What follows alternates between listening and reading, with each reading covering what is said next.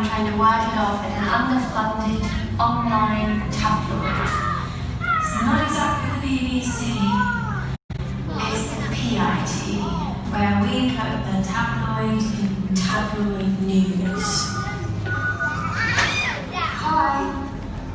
Okay, I'll be right there.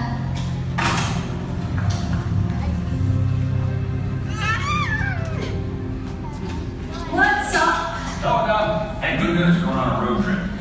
How much you love to travel? Great. Cabo, French Riviera. Kentucky. What? They found Noah's Ark in Kentucky? No, they built one. I'm not going. Through goldfish. Bringing back a story. They call them ridiculous. And greedy. Maybe this is what I get for complaining. A trip to Kentucky to cover a bunch of delusional religious dummies who not only think the story of Noah's Ark was real, they've actually built a life-size replica. I may as well do a story on the Tooth Fairy.